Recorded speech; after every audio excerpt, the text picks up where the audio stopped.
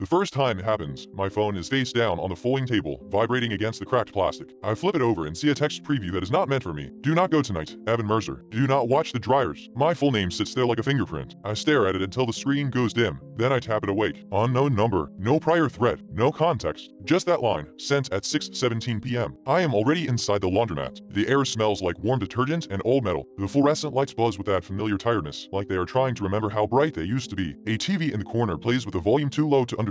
Outside the front windows, the parking lot is wet from a rain that stopped 10 minutes ago. My routine is the only thing that has felt stable lately. Tuesdays and Fridays, 6 p.m., I bring one canvas bag, 2 rolls of quarters, and a paperback I never actually read. I take the same row, the same middle dryer, because it rattles less than the others. I sit at the same table because the wobble is predictable if I wedge my phone under the leg. I do not believe in warnings from unknown numbers. I believe in patterns, and I believe in the comfort of repeating them. I load my clothes into dryer 9, the one with the dented door. I pour in quarters, press the same 3 buttons, and watch the display blink to life. 44 minutes. I set my timer on my phone for 44 minutes without thinking. My thumb knows where the numbers go. Then I remember the message, and for the first time in months, my routine feels like something fragile I am holding over a sink. Do not watch the dryers. It is a stupid instruction. Everyone watches dryers. You look up, you check the time, you listen for the thump, the squeal, the change in rhythm that says the load has shifted. I sit anyway, and I try to compromise with the text. I look at my book. I look at my phone. I do not look directly at dryer 9. The thumping starts, steady and comforting. When I glance up, the dryer display reads 39 minutes. I look back down quickly, annoyed at myself, like I am playing a game with this stranger who knows my name. My phone buzzes again. You already looked. Do not do it again. My stomach tightens. My first thought is that someone isn't here watching me. Someone who knows me. Someone playing a cruel joke. I scan the laundromat without turning my head too fast. There is an older woman sorting towels near the washers. There is a teenage boy in a hoodie feeding quarters into an arcade claw machine that does not work. There is a man by the door pretending to be on a call, staring out at the rain puddles. No one looks at me. I type, "Who is this?" The message will not deliver. It sits with a small spinning icon, then turns red with a failed sign. The laundromat has service. I can see the bars. I can see the Wi-Fi name taped to the counter. I am connected. I stand up and walk to dryer 9, close enough to feel the heat radiating through the glass. 38 minutes. Normal. I lean in and watch my shirts tumble. The motion is hypnotic. The reflections in the door glass layer over the spinning fabric.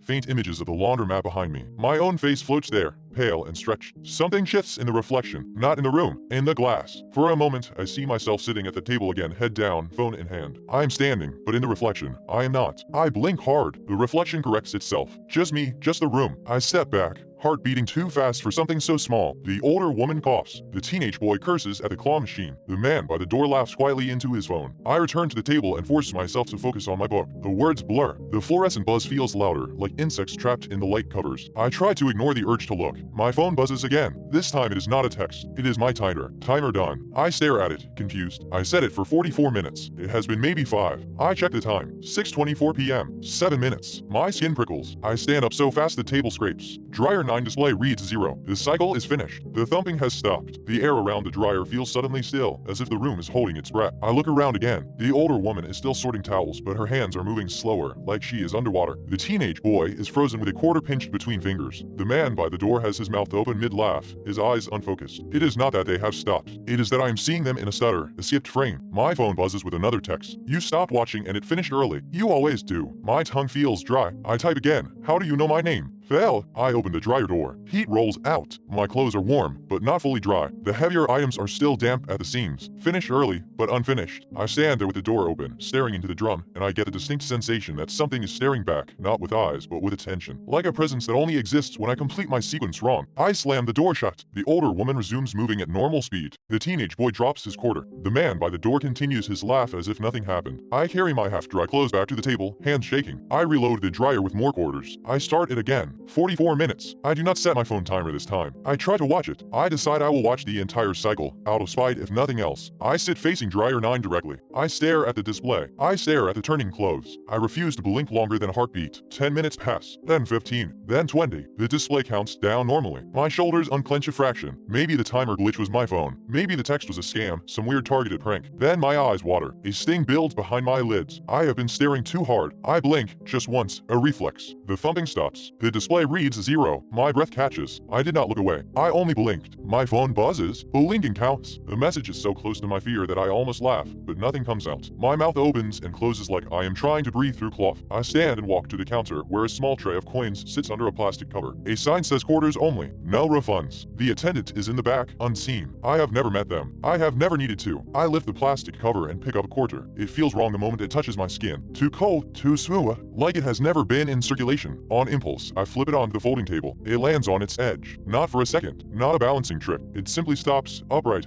Perfectly still. The metal makes no ringing sound. The coin does not wobble. My scalp tightens. I reach to touch it, and before my finger makes contact, the coin rotates slightly, as if adjusting itself to stay balanced. I look around. No one reacts. The older woman is folding a towel. The teenage boy is staring at his phone now. The man by the door is gone. I flick the coin with my nail. It spins in place, still on its edge, like a tiny wheel that refuses to fall. My phone buzzes again. That one is yours. I do not understand how a coin can be mine. I do not understand why my throat feels tight like I am about to cry. I pick it up. It is heavier than it should be. I carry it back to dryer 9. The display shows 0. Finish again. My clothes inside are warm in patches and cool in others, like the heat did not have time to distribute. I open the door and the smell of detergent is sharp, almost chemical. I dump my clothes into my bag, half damp, and my routine collapses into something messy and humiliating. I want to leave, but my eyes keep drifting to the dryer display, to the way it sits at 0 like a verdict. I pull my phone up and try to call the unknown number. It rings once, then my own voicemail greeting plays. My voice says, "Hey, you reached Evan. Leave it." The line clicks, and then there is silence, so complete I can hear my own pulse. I hang up and stare at my phone. The recent call log shows my own number. I type my name into the text thread to see if anything changes. Hell, I shove the phone into my pocket and grip the edged coin. The ridge is cut into my skin. I walk to the glass door and push it open. The rain smell hits me. The parking lot is empty except for my car and a few others. The sky is bruised with late evening. I step outside. My phone buzzes. You are going to walk to your car. Unlock it with your right hand, put the bag on the passenger seat, then check your pocket for the coin. My feet stop on the wet concrete. I can see my car. I can see the reflection of the laundromat lights on the hood. My right hand is already reaching for my keys. I force my left hand to move instead. I grab the keys with the wrong hand, clumsy, and I take 3 steps backward like I can physically retreat from the instruction. My phone buzzes again. That is new. You do not do that. The words make my stomach drop. Not because they are threatening, but because they sound curious. Like something is studying my routine and adjusting. I look back through the glass into the laundromat. Dryer 9 door is closed. The display is dark now, not even showing 0. The fluorescent lights above it flicker in a slow pulse. In that flicker, I see myself inside again, sitting at the table, facing dryer. Then the light steadies, and the table is empty. I am outside. I can feel the cool air on my cheeks. I can feel the coin biting into my palm. I turn and walk to my car anyway,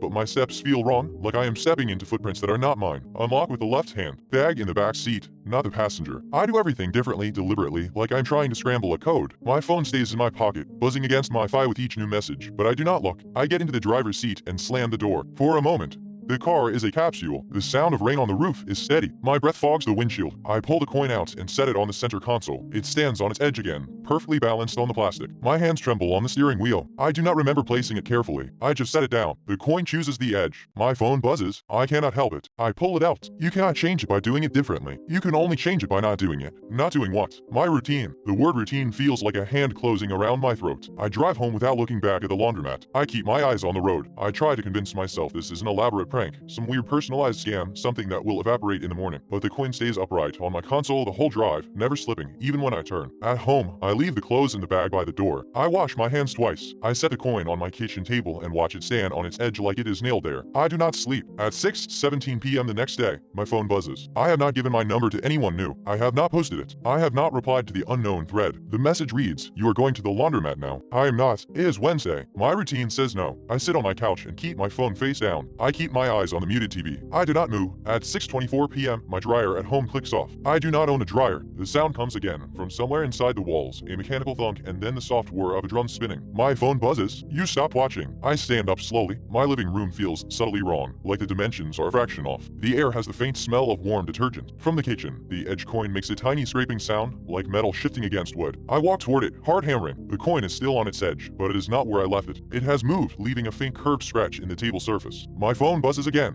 Dryer 9 is still running. I do not understand. I left. It finished early. It stopped. I saw it. The sound in my walls grows louder, as if the laundromat drum is turning behind my drywall, as if my home is being used as an extension of a machine that knows my timing. I pick up the coin. It is warm now. I look at my phone screen. A new message appears, and for the first time it includes a photo. It is the inside of the laundromat, the folding table, the dented door of dryer 9, and me sitting there facing it, hands in my lap, eyes wide open like I am afraid to blink. The timestamp on the photo reads 6:24 p.m. right now. My phone buzzes once more. Do not look away from yourself. I lift my eyes from the screen, and I realize the thumping sound is not coming from the walls anymore. It is coming from the closed door of my bedroom, like a dryer is running inside it, like someone is inside it, keeping time for me. I reach for the doorknob, and behind me, the coin slips from my fingers, hits the floor, and lands on its edge without a sound.